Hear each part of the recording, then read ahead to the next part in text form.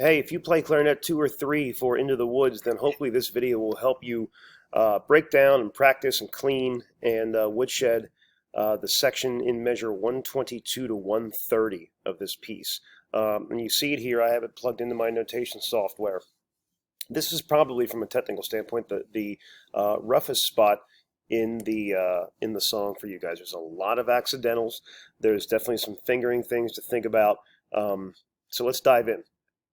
If you look at this, this is 8 bars, and I think really I would do this in 3 different chunks. I think I would attack it in three different ways here. The first being getting these first 2 measures here, and just getting that back and forth between the A flat and the B flat, okay, and knowing those fingerings, right? B flat, A flat, B flat, A flat, B flat, A flat, and then going from the A flat up to the D.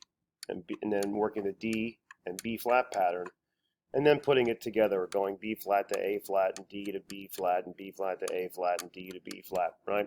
That's one of the simpler finger patterns to work on here. You get that same finger pattern at least a little bit right here before things start to change.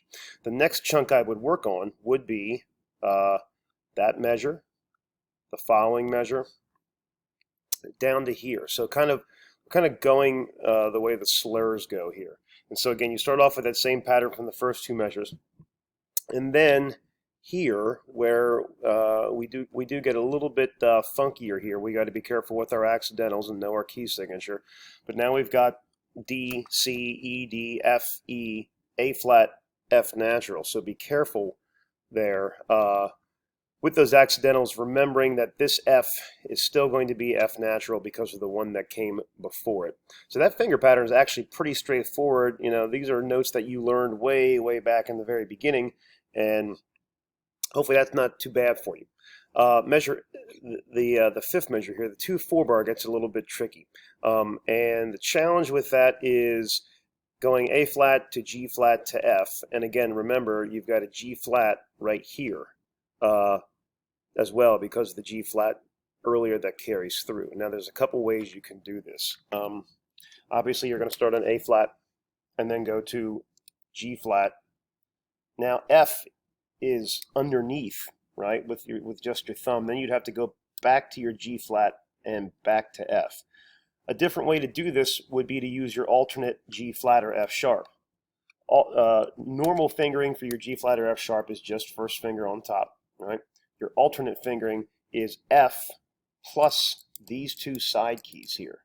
And so if you want to get this cleaner, or you want it to get to a spot where you think you'll be able to play through it smoother, I would practice this finger pattern where we go from the A flat to this alternate G flat, F, G flat, F. So the only funky thing there is really becomes the A flat, F, G flat, F, or sorry, A flat, G flat, F, G flat, F. Again, A flat, G flat, F, G flat, F. Right. So that's the biggest challenge I think so far, is getting into that. Is the stuff in that 2/4 bar, and getting that clean and getting that fitted with the stuff that comes before it. Now, that being said, now we've got the chunk here that is probably going to be the most difficult to think through. You've got a bunch of different things happening here, and really we're looking at these 2 measures. Okay. First, check your key. So we know we have C sharp in our key signature, which we'll use here. We also have B natural. So don't feel like you need to play that pinch B flat, because we're going to be crossing the break on that B. So let's talk about these 10 notes, really, and they're not as bad as they look. But let's go through this pattern note by note.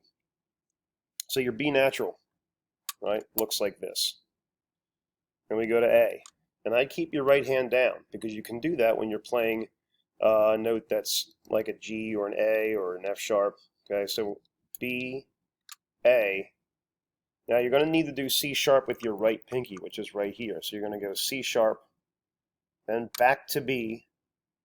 Your D sharp is the same as your E flat, which is this note. And then you're going to go back to the B. And here's where it gets funkier still. Your E sharp is F natural, right?